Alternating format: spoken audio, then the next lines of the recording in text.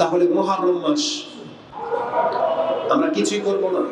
না, কিছুই করব না। যদিও মুহররম মাস জানুয়ারির মতো না, জানুয়ারি বছরের প্রথম মাস বটে, কিন্তু মুহররম একটু ব্যতিক্রম। সেটা শুধু ইসলামিক মাস সেই জন্য না, আল্লাহ সুবহানাহু ওয়া তাআলা তিনি যখন যাকে যতটা চায় সম্মান দিয়ে থাকে। যেমন সময়ের মাঝে কিছু সময়কে আল্লাহ সম্মানিত করেছেন, কর্মের মাঝে কিছু কর্মকে সম্মানিত করেছেন, ব্যক্তির মাঝে কিছু ব্যক্তিকে আল্লাহ সম্মানিত করেছেন, বস্তুর মাঝে বহু বস্তু আছে সম্মানিত, যেগুলো এক মানের না। যেমন পাথর, সব পাথর এক মানের না, সব স্থান এক মানের না, সব ব্যক্তি এক মানের না। নবীদের মাঝেও তারতম্য রয়েছে, একজনকে আরেকজনের চাইতে প্রাধান্য দেওয়া হয়েছে। তো আল্লাহ সুবহানাহু ওয়া তাআলা সময়গুলোর মাঝে মুহররম মাসকেও বিশেষ একটা মর্যাদা দিয়েছেন। মুহররম মাস কিন্তু এটা হারাম মাস, এটা জানেন? সম্মানিত মাস, মানে এই মাসে লুটতারাজ করা, যুদ্ধ শুরু করা জায়েজ নাই। মানে কোনো মুসলিম কোনো শত্রুপক্ষকে আক্রমণ করবে, সেটা হারাম মাসে সম্ভব না। এই মুহররম মাস হচ্ছে তার একটি, এটা হচ্ছে সর্বশেষ মাস, কারণ জিলকাদ, জিলহজ আর মুহররম এই তিনটা হচ্ছে পরপর। এই মুহররম মাসটা হচ্ছে হারাম মাস, যে সম্পর্কে আপনি সূরা তাওবার 36 নম্বর আয়াতের তাফসীর পড়েন, পেয়ে যাবেন। এবং বুখারীতে হাদিসটি আপনি 6893-তে পাবেন, এবং মুসলিমে হাদিসটি আপনি 3179-তে পেয়ে যাবেন। এটা সম্পর্কে ডিটেইলস আলোচনা রয়েছে, আপনারা দেখে নেন যে মুহররম মাস হচ্ছে হারাম মাস। এই মুহররম মাস আরেকটা মর্যাদাপূর্ণ ব্যাপার হলো, রমজান মাসকে আল্লাহ পৃথক সম্মান দিয়েছেন, জিলহজ মাসকে পৃথক মর্যাদা দিয়েছেন। আর মুহররমের পৃথক একটা মর্যাদা হলো, এই মাসকে আল্লাহ নিজের মাস বলেছেন। রাসূলুল্লাহ সাল্লাল্লাহু আলাইহি ওয়াসাল্লাম তার এক হাদিস থেকে জানা যায়, তিনি এই মুহররমের মাসের পরিচয় আমাদের সাথে এভাবে করিয়েছেন। রাসূল বলেছেন, ক্বালা রাসূলুল্লাহ সাল্লাল্লাহু আলাইহি ওয়াসাল্লাম, আফদালুস সিয়াম বাদা রমাদান শাহরুল্লাহিল মুহররম। রমজান মাসের সিয়ামের পরে যদি কোনো সম্মানিত সিয়াম থেকে থাকে, সেটা মুহররমের সিয়াম। মানে এটা এখন সময় আসি, ওই 10ই মুহররমের যে সিয়াম, আশুরার সিয়াম, সেই দিকে ইঙ্গিত করা হয়েছে, তাহলে ওটা মুহররমে। রাসূল বলেছেন, রমজান মাসের সিয়ামের পরের মর্যাদাপূর্ণ যদি কোনো সিয়াম থাকে, সেটা কোথায়? মুহররমের সিয়াম। এই মুহররমের সিয়াম বলতে গিয়ে সেখানে একটা শব্দ ব্যবহার করা হয়েছে, বাদা রমাদানা শাহরুল্লাহিল মুহররম, আল্লাহর মাস মুহররম। মানে মুহররমটা হচ্ছে আল্লাহর মাস, তো বাকিগুলো কার? আল্লাহ। কিন্তু রাসূলুল্লাহ সাল্লাল্লাহু আলাইহি ওয়াসাল্লাম মুহররমের সাথে আল্লাহর মাস ব্যবহার করেছেন। এই হাদিসটি মুসলিমে রয়েছে 2645। কি পার্থক্য অন্য কথার চাইতে? যেমন ধরেন, আরবি ভাষায় মসজিদ হচ্ছে ঘর, তাই না? বাইতুল্লাহ, কি বাইতুল্লাহ, ওগুলো হচ্ছে আমাদের বাইত, মানে এটা আমার বাইত, আরবিতে তো বোঝেন ঘর। এটা একটা ঘর, কিন্তু এই ঘরটাকে যখন বাইতুল্লাহ আল্লাহর সাথে যুক্ত করে দেওয়া হয়েছে, তখন আপনি নিজেও বোঝেন দুনিয়ার সমস্ত ঘর থেকে মসজিদ শ্রেষ্ঠ। দুনিয়ায় অনেক কিতাব আছে, কিন্তু কোরআন কিতাবুল্লাহ, আল্লাহর কিতাব, আল্লাহর সাথে লেগে যাওয়ার কারণে এই কিতাবের মর্যাদা সব থেকে মূল্যে। যেমন রাসূল, রাসূলুল্লাহ, যার নামের সাথে রাসূলুল্লাহ লেগে গেছে, মানে আল্লাহর রাসূল, তার মর্যাদা অটোমেটিক বেড়ে গেছে। তাহলে এই মুহররম মাসের সাথে আল্লাহর সম্পর্ক জুড়ে দেওয়ার কারণে, আল্লাহর নাম জুড়ে দেওয়ার কারণে মুহররমের সম্পর্কটাও বেড়ে গেছে, যে শাহরুল্লাহ, এটা হচ্ছে আল্লাহর মাস। তাহলে মুহররমকে সেই মান দেওয়া হয়েছে। এই মুহররম মাসের কর্ম সম্পর্কে তেমন কোনো ইতিহাস পাওয়া যায় না, তবে 10ই মুহররমের একটা সিয়াম রয়েছে, সেই সম্পর্কে আগামী খুতবায় সময় পাবেন।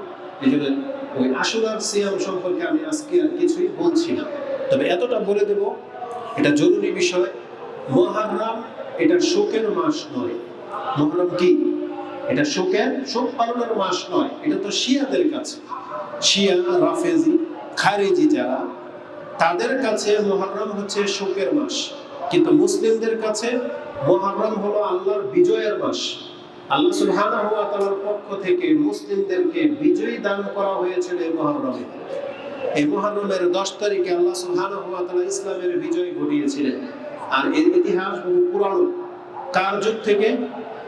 মূসা আলাইহিস সালামের আমল থেকে পাওয়া যায়। বরং আদম আলাইহিস সালাম থেকে বহু ঘটনা এই মুহররম কেন্দ্রিক বর্ণনা করা হয়েছে তাফসীরে, যেগুলোর দিকে আমি যেতে চাচ্ছি না। যে মুহররম মাসেই আদম আলাইহিস সালামকে সৃষ্টি করা হয়েছে, বা মুহররম মাসেই পৃথিবীর কিয়ামত হবে, মুহররম মাসেই আদম আলাইহিস সালামকে দুনিয়াতে আনা হয়েছিল, মুহররম মাসেই আদম আলাইহিস সালামকে ক্ষমা করা হয়েছিল। এভাবে বহু ঘটনা লেখা আছে। আমরা সেই দিকে যেতে চাচ্ছি না। আমরা যেটা মূল হিসেবে জানি সেটা হচ্ছে মূসা আলাইহিস সালামের বিজয়। কারণ রাসূলুল্লাহ সাল্লাল্লাহু আলাইহি ওয়াসাল্লাম যখন মদিনাতে আসছেন তখন দেখলেন ওয়াজাদাল ইয়াহুদ সাওমা, তারা ইহুদিদেরকে সিয়াম অবস্থায় পেলেন।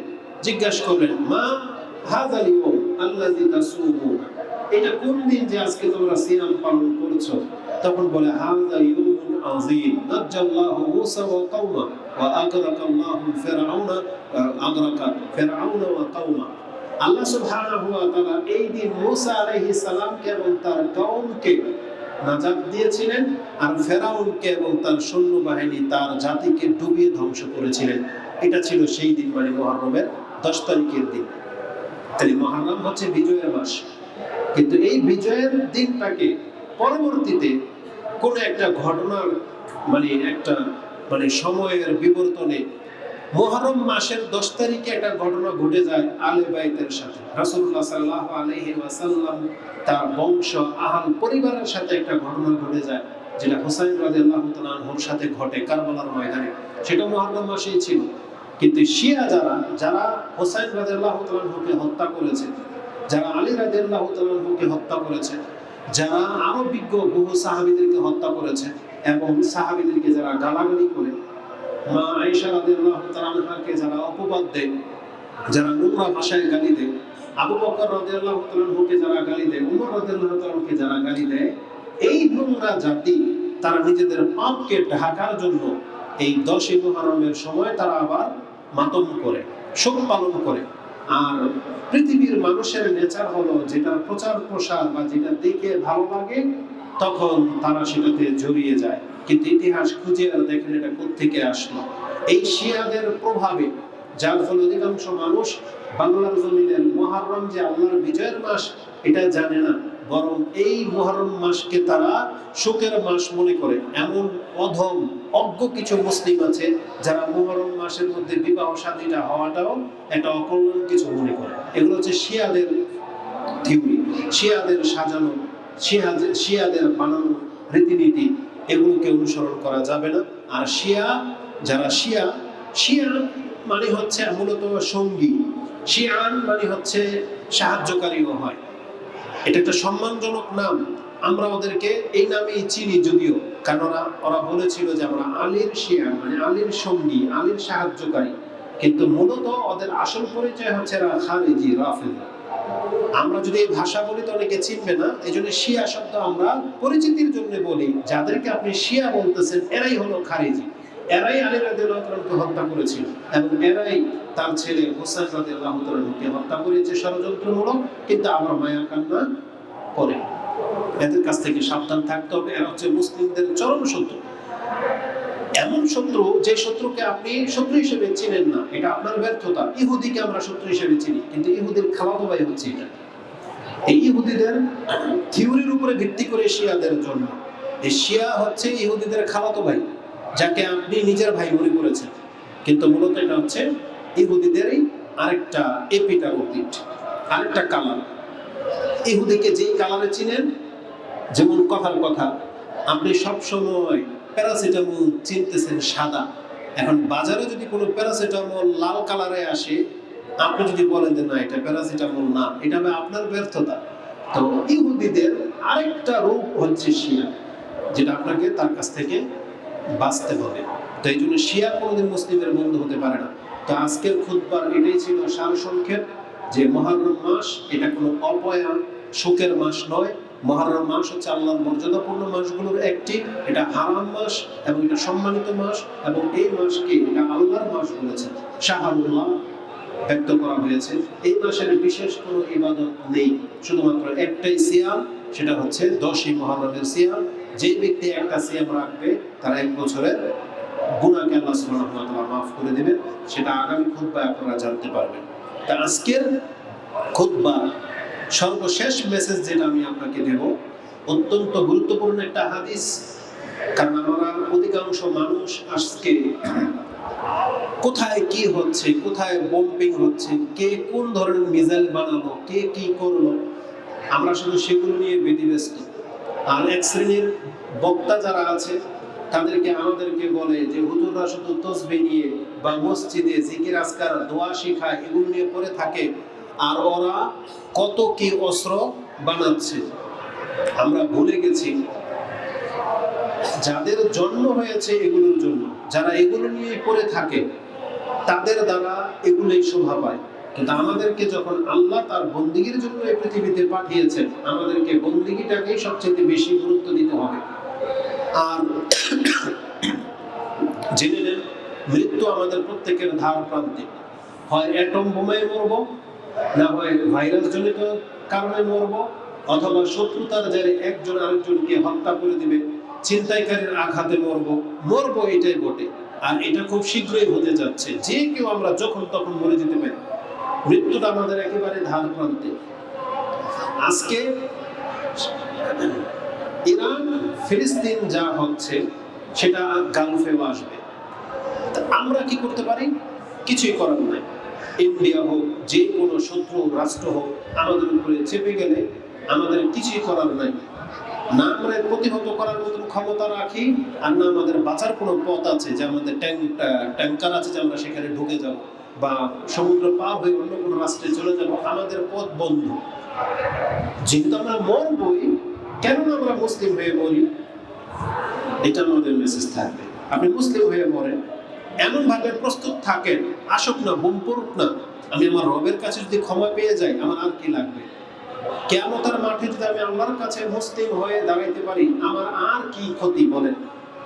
এই জন্য প্রত্যেকের আমলের দিকে ফোকাস করা উচিত। আপনি যত সময় নষ্ট করেন ইরান আর ইসরায়েলের এই বোমাবমি দেখে, শেয়ার করে, উৎফুল্ল হয়ে, উর্দুতে মাঝে মাঝে কিছু ওই শের শায়েরি চলে আসে, তখন একটা কথা খুব ভালোই লেগেছে। একটা দুষ্ট প্রকৃতির লোকই বলেছে, अगर आप फेसबुक में इस्लामिक कोई स्टेटस लिखते हो तो जान लेना आपका मोबाइल जन्नत पे जाएगा। আপনি, তার মানে কি, আপনি যদি মোবাইলের মধ্যে শুধু ইসলামিক পোস্ট দেন, তাহলে ধরে নিলাম আপনার মোবাইলটা জান্নাতে যাবে, কিন্তু ইসলামিক আমল না করলে আপনি স্ট্যাটাস দিয়ে জান্নাতে যাবেন না। তো ভালো ভালো কথা শেয়ার করা এটা নাজাতের জন্য যথেষ্ট না। আপনি ইসলামের প্রচার করবেন, এটা ভালো, কিন্তু প্রতিনিয়ত সত্য মিথ্যা বানিয়ে, এই মিসাইল বানাইলো এমন কালারের, এত পাওয়ারফুল, এত মানুষ করলো, এগুলো দিয়ে আপনি কি মুসলিমের উপকার হয়? না নিজের উপকার হয়, না কোনো জাতির উপকার হচ্ছে? আপনি আমলের দিকে ফোকাস করেন, বরং এই ধরনের ফিতনার মধ্যে সবচেয়ে বেশি লা ইলাহা ইল্লাল্লাহ পড়েন, সবচেয়ে বেশি আপনি ইস্তেগফার করেন, এটা করেন। আসুন, যে হাদিসটা বলতে চেয়েছি এটা বলে দিয়ে আজকে খুতবা শেষ করে দিব। অত্যন্ত গুরুত্বপূর্ণ একটা হাদিস, যেটা কালকে রাতে হঠাৎ করে নজরে চলে আসছে, যেটা আপনার কাছে পেশ করি। উকবা ইবনে আমির قال قال رسول الله صلى الله عليه وسلم ان مثل الذي يعمل السيئات ثم يعمل الحسنات। একজন ব্যক্তি পাপ করেছে, এই ব্যক্তি যখন আবার ভালো কাজ করে, এই ধরনের মানুষের মর্যাদা কি? ধরেন আমরা প্রত্যেকে পাপী, মাঝে মাঝে আমাদের দ্বারা পাপ হয়ে যায়, তারপরে আপনাকে আমাকে ভালো কাজ করতে হবে কেন? আর যারা এটা করেন তাদের মর্যাদা এটা।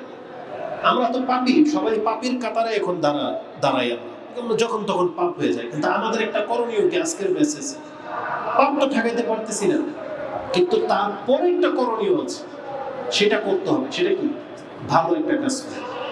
একজন পাপী ব্যক্তি যদি ভালো কাজ করে, তার মর্যাদা সম্পর্কে রাসূল বলেছেন সুম্মা ইয়ামালুল হাসানাত, সে যদি তারপরে ভালো কাজ করে, তার উদাহরণ হচ্ছে কামাসালি রাজুলিন কানাত আলাইহি দিরউন দাইয়িকাতুন, সে যেন ওই ব্যক্তির মতো যে যাকে একটা বর্ম পরিয়ে দেওয়া হয়েছে, কই দিকে শিকলে বেরি লাগিয়ে দেওয়া হয়েছে। বড় বড় ক্রাইম যারা করে, ক্রিমিনাল যারা, তাদেরকে এটা করানো হয়, জেলখানায় বন্দিও করা হয়, আবার হাতে পায়ে গলাতে লোহার শিকল পরিয়ে দেওয়া হয়। ওটাকে বলা হয়েছে যে দিরউন দাইয়িকুন, একবারে সংকীর্ণ, যা তাকে চেপে ধরেছে। যেটা তাকে একবারে চেপে ধরেছে, একবারে এখানে চেপে ধরেছে, হিলতে পারতেছে না, হাত টানা হয়ে আছে, পা টেনে ধরে আছে, এরকম।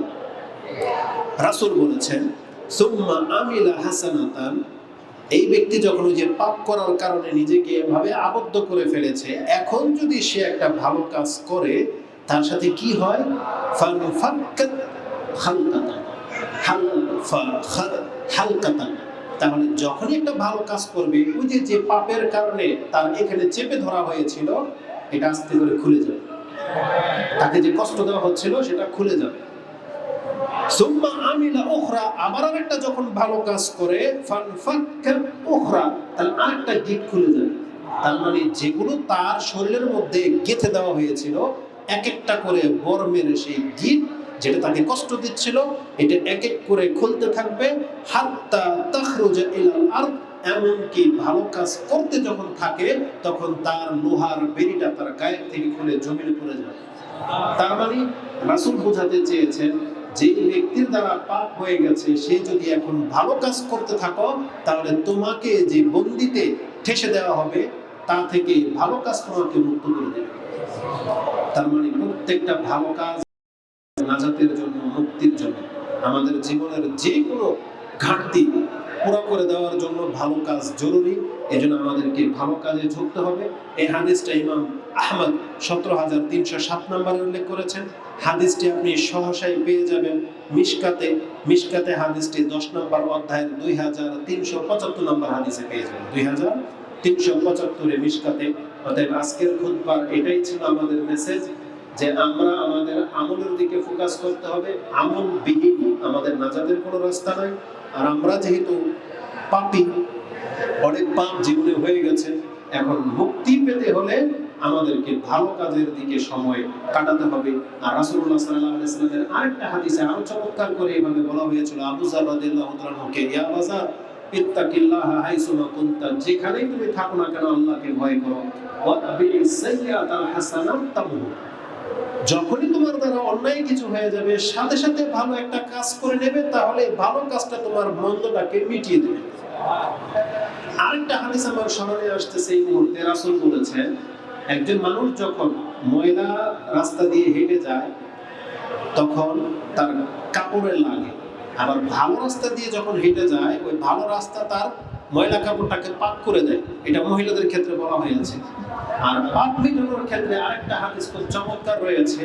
যেই ব্যক্তি ভালো কাজ করে, তার উদাহরণ হলো এমন ব্যক্তির মতো যার জুব্বাটা, আল খাল্লাটা অনেক বড়, অনেক লম্বা, মানে রাজা বাদশারা, রানীরা যেগুলো পরে, দেখবেন যে তারা কাপড় পেছনে 10 হাত ঝুলতেছে, মানে ছেঁচড়িয়ে আসতেছে, যেটা রানীরা পরে থাকে, যাদের কাপড়টাকে কেউ আলগিয়ে ধরে রাখতে হয়।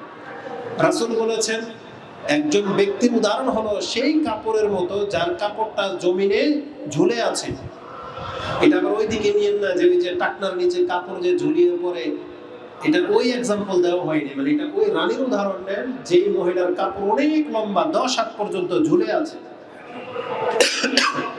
এই ধরেন মরুভূমি দিয়ে হাঁটতেছে, তার পায়ের চিহ্নগুলো পড়ে না। রাসূল উদাহরণ দিয়েছেন, এই ব্যক্তি যে মন্দ কাজ করেছে, তার কাপড় কি করে, পেছন দিক থেকে যেহেতু হেঁচড়িয়ে আসতেছে, তার পায়ের চিহ্নগুলোকে মিটিয়ে দেয়। তাকে যে ফলো করবে, এসে তাকে খুঁজে পাবে না সে কোন পথে গেছে। তার মানে তার শত্রু যে তার পেছনে নিয়েছিল, তার পায়ের চিহ্ন দেখে দেখে তাকে ধরবে। কিন্তু যার কাপড়টা অনেক লম্বা, যেই কাপড় তার পদচিহ্নগুলোকে মিটিয়ে দিচ্ছে, তাহলে এই শত্রু তাকে কোনোদিন নাগাল পাবে না। কত চমৎকার একটা উদাহরণ। তার মানে আজকে আমরা যারা পাপী, জাহান্নাম তো উৎপেতে আছে, কিন্তু আমাদের উদাহরণ হলো, যদি আমরা সৎ কাজ করি, পেছনে এমন একটা কাপড় আমরা ঝুলিয়ে দিলাম যে আমাদের পাপের চিহ্নগুলোকে, আমাদের এই কাপড় আমাদের সৎ কাজ মিটিয়ে দেবে। যার ফলে কিয়ামতের মাঠে কোনো চিহ্ন থাকবে না যে আমি আর আপনি পাপী। এজন্য আল্লাহ সুবহানাহু ওয়া তাআলার কাছে আমরা শুকরিয়া আদায় করি, আল্লাহর প্রশংসা করি যিনি আমাদের পাপকে মিটিয়ে রাখার ব্যবস্থা করেছেন। এবং আমরা আমাদের নিজেদের জন্য এবং আমাদের মুসলিম ভাইদের জন্য, আমাদের শেখদের জন্য দোয়া করি, আল্লাহ আমরা যারা অসুস্থ আমাদেরকে সুস্থতা দান করেন, এবং যারা সুস্থ আছেন আল্লাহ তাদেরকে অসুস্থ হওয়া থেকে হেফাজত করেন, এবং বড় ধরনের দুরারোগ্য থেকে আল্লাহ আপনি আমাদেরকে মুক্ত রাখেন। আমিন। আকুলু লিকাউলি হাযা আস্তাগফিরুল্লাহ লি ওয়া লাকুম ওয়া লিসাইরিল মুসলিমিন ফাস্তাগফিরু ইন্নাহু হুয়াল গফুরুর রহিম।